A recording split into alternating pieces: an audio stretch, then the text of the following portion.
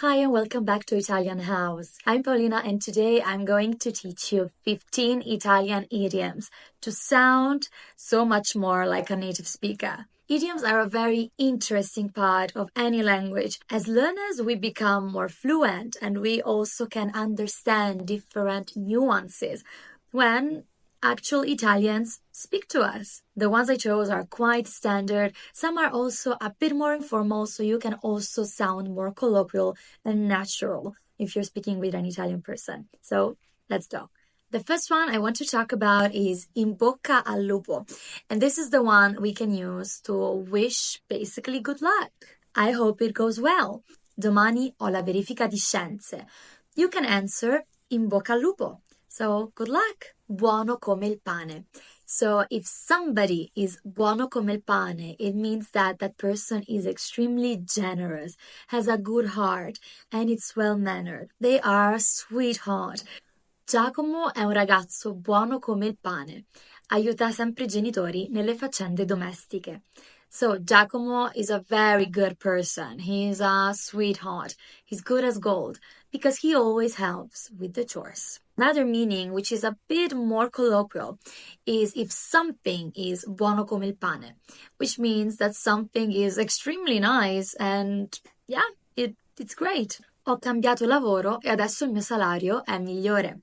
Buono come il pane. So yeah, it's brilliant. That's great. It's fantastic. The next one is si chiama Pietro. And this is quite informal, but it's super common, especially among young people. This is super common. If somebody borrows an object from you, so you lend this object and you say, yeah, I'm lending this to you, but it's called Peter. Si chiama Pietro.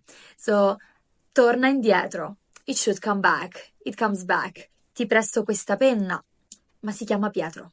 Avere la luna storta. Luna is moon. And if you think about the meaning, it's quite strange, but in English, the equivalent would be to get up on the wrong side of the bed. So basically, everything goes wrong and your mood is not probably the best. You're quite upset or you're moody and the day is just not it. It's not it. Oggi mi sono svegliata con la luna storta. Non me ne va bene una. So today I got up on the wrong side of the bed. Nothing is going as I planned or as I wanted it to. Essere in alto mare. So when you have a lot to do, when maybe you have a task, a project, something to work on, and you still have so much left to work on. You still have so much work ahead of you.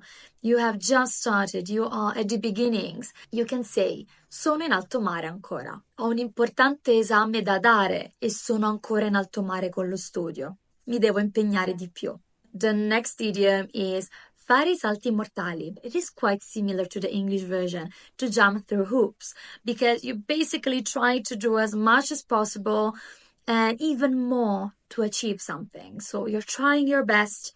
You're literally trying anything that's possible. Ieri Marta ha fatto I salti mortali per arrivare in tempo alla riunione.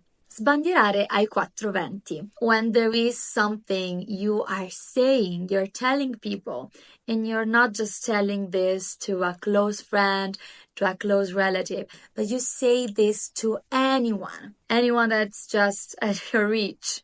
This is usually negative because you probably shouldn't say this to every single person you see or meet. Molte persone sbandierano ai 4:20 la loro vita privata, senza pensare alle conseguenze. Cadere a fagiolo.